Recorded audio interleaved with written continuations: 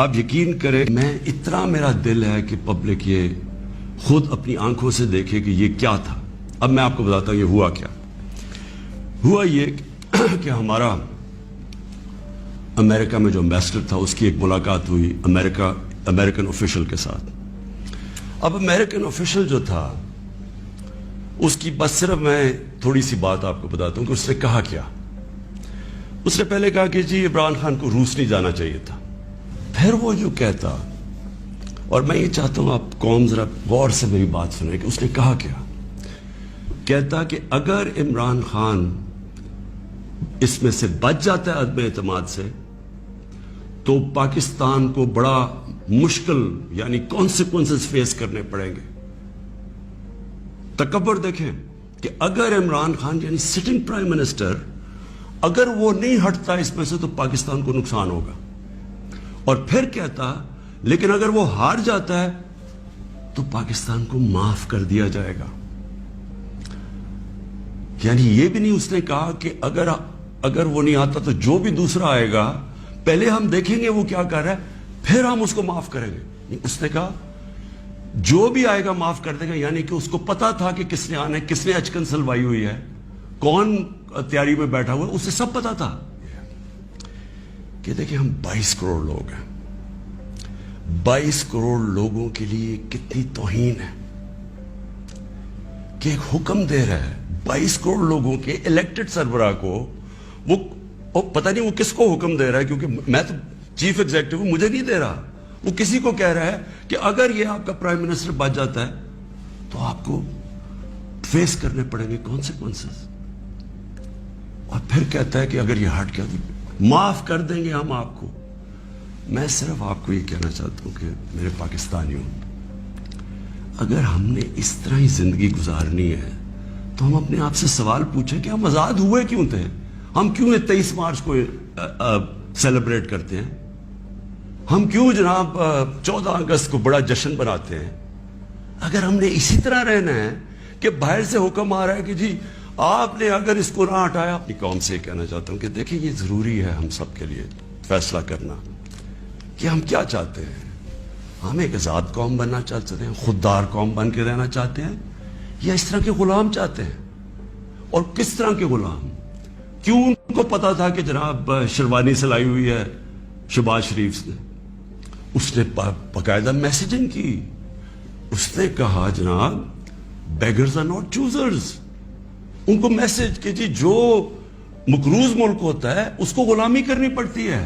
Beggars are not choosers. وہ دوسرا ان کا منسٹر بھیجتا ہے جی ہم تو لائف سپورٹ مشین پہ ہیں تو وہ تو جب امریکہ چاہے بند کرتے، یعنی ہم تو ہیں غلام. پہلے تو ان دونوں سے پوچھو کہ آپ 30 سال سے یہ ساری آپ کی پارٹیز حکومت میں تھی تو کس نے یہ لائف سپورٹ مشین اور یہ مقروض کیا ملک کو؟ یہ کیا 3.5 سال میں ہوا ہے؟ 30 سال سے تو آپ پاور میں بیٹھے ہوئے ہیں. اور آج آپ کہہ رہے ہیں کہ جی کیونکہ جی ہمیں پر قرضے چڑھے ہوئے ہیں تو ہمیں تو غلامی کرنی پڑے گی. تو وہ کیوں یہ کہہ رہے ہیں کہ جی اس کو نکالنا ہے؟ کیا میں نے ان کے غلطی کی ہے؟ کیا جرم کیا ہے؟ اور میں آپ کو بتاتا ہوں جرم کیا ہے. سب سے بڑا جرم یہ ہے کہ انہوں نے ساری پروفائل جب میری دیکھی اور ان کو پتا ہے پہلے سے کہ اس نے ڈرون اٹیکس کی مخالفت کی، اس نے عراق وار کی مخالفت کی، اس نے افغانستان مسلسل کہتا رہا کہ یہ ملٹری سلوشن نہیں ہے افغانستان میں، یہاں مذاکرات سے بات ختم ہوگی. اس نے ڈرون اٹیکس جب ہوئے یہاں، یہی جو بیگرز آر ناٹ چوزرز یہ اور اس کا بھائی جب پاور میں تھے اور آصف زرداری، تو 400 ڈرون اٹیکس جب پاکستان میں ہوئے تو کس نے بولا؟ کس نے مظاہرے کیے؟ کس نے دھرنے دیے؟ عمران خان نے دیے. تو ان کو سب پتا تھا. ان کو یہ پتا ہے کہ عمران خان نہ اس کی کوئی چوری کے پیسے باہر پڑے ہیں، نہ اس کی کوئی جائیداد باہر پڑی ہے، نہ اس کے کوئی باہر بینک اکاؤنٹس ہیں، یعنی کہ وہ کنٹرول نہیں ہو سکتا. تو لہٰذا یہ اس کا قصور ہے کہ کیونکہ وہ ہمارا پتلا نہیں بن سکتا اس لیے اس کو ہٹانا بڑا ضروری ہے. اور یہ سارا کچھ جو ڈرامہ ہو رہا ہے یہ صرف ایک آدمی کو ہٹانے کے لیے ہو رہا ہے. تو 400 ڈرون اٹیکس میں نے بتایا، یہ کبھی ان کے منہ سے سنا تھا کہ یہ ہر ہیومینیٹیرین لاز، ہر ہیومن رائٹس کی وائلیشن ہے کہ آپ اپنے آپ ان کی مدد کر رہے ہیں, آپ قربانیاں دے رہے ہیں, اور وہ آپ ہی بمباری کر رہے ہیں.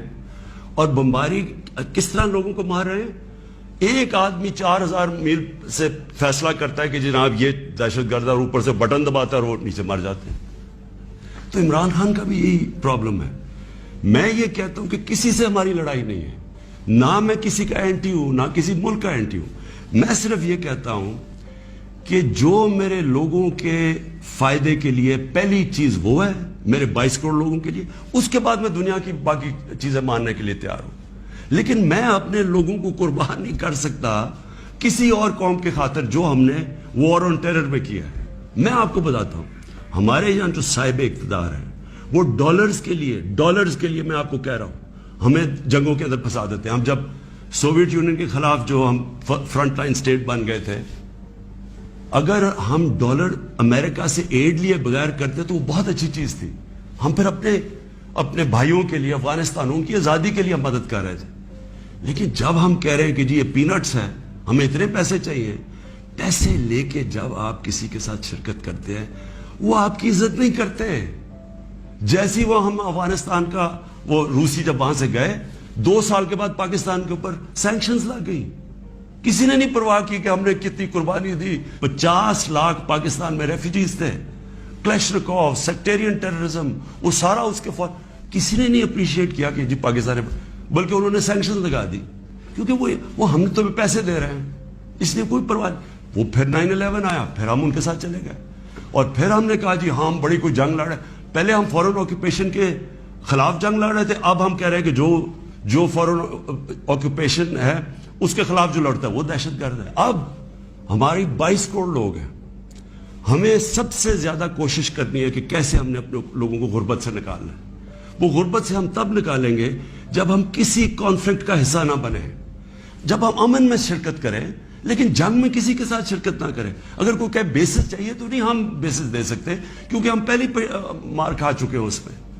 اس لیے وہ مجھے افسوس سے کہنا پڑتا ہے کہ ان کو وہ لوگ پسند ہیں جو کہ ان کی ہر بات مانیں گے, جو کہیں گے کہ بیگرز آر ناٹ چوزرز, جو کہیں گے کہ جی پاکستان لائف سپورٹ مشین پہ تو مدد کرو. ان کو اس طرح کے لوگ چاہیے, یعنی جو پہلے سے ہی گرے ہوئے ہوں گے. وہ کہتے ہیں نا, وہ طفل کیا گرے جو گھٹوں کے بل چلے, جو گھٹوں کے اوپر بیٹھے وہ ان کو پسند ہے. لیکن میں اپنی یوتھ سے آج کہنا چاہتا ہوں کہ دیکھیں, آپ کا مستقبل آپ کے ہاتھ میں ہے, ملک کی ساورنٹی آپ کے ہاتھ میں ہے. اپنی جمہوریت کو, اس کی حفاظت کون کرتا ہے؟ کوئی فوج نہیں کر سکتی جمہوریت کی حفاظت, کوئی باہر سے فورن پاور نہیں کر سکتی. قوم اپنی جمہوریت کی حفاظت کرتی ہے, قوم اپنی ساورنٹی کی حفاظت کرتی ہے. یہ جو ہماری ساورنٹی کے اوپر اٹیک ہوا ہے, میں آج آپ کو کہہ رہا ہوں, آج آپ اس کے اوپر سٹینڈ نہیں لیں گے, آگے سے یہ ہوا کرے گا کہ جو بھی آئے گا نا پاور میں, جو بھی آئے گا وہ پھر سب سے پہلے دیکھے گا کہ جہاں کوئی سپر پاور تو ناراض نہیں ہو رہی, اور وہ پھر وہی کرے گا جو وہ چاہیں گے, کیونکہ اس کو ڈر ہوگا کہ انہوں نے 5, 10, 15 ارب روپیہ خرچ کرنا ہے اور میری کرسی الٹا دینی ہے. جس طرح یہ ہے کہ بیگرز آر ناٹ چوزرز, اسی طرح کے لوگ آئیں گے.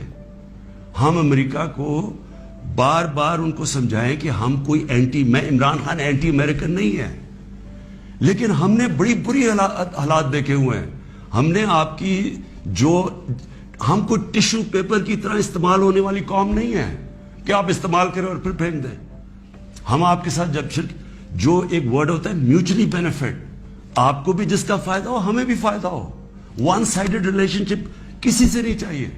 کہ دیکھیں, میں تو یہ امپورٹڈ گورنمنٹ کو بالکل تسلیم نہیں کروں گا. میں نکلوں گا اپنی قوم کے اندر. میں تو ہمیشہ, میری تو کوئی باپ پالیٹکس میں نہیں تھا, میرا کوئی رشتہ دار یا کوئی میں پولیٹیکل فیملی سے تھا نہیں. میں نے تو شروع کی عوام کے اندر نکل کے, 14 سال مذاق اڑتا رہا, تھوڑے سے لوگ تھے میرے ساتھ, اور کرتے کرتے اللہ کا کرم ہے کہ ایک دن اللہ نے عوام کے دل میری طرف موڑ دیے. اس لیے وہ ہندوستان میں جو بیچارے مسلمانوں کے اوپر آج کل اتنے برے حالات ہیں, وہ انہوں نے بھی ووٹ دی تھی پاکستان کے لیے. انہوں نے اس لیے نہیں دی تھی کہ ہم آ کے ایک امپورٹڈ گورنمنٹ کے نیچے ہم بیٹھ جائیں اور ہم جی حضوری کریں اور ہم کہیں جی ہم تو بیگرز آر ناٹ چوزرز. اس لیے نہیں پاکستان بنا تھا.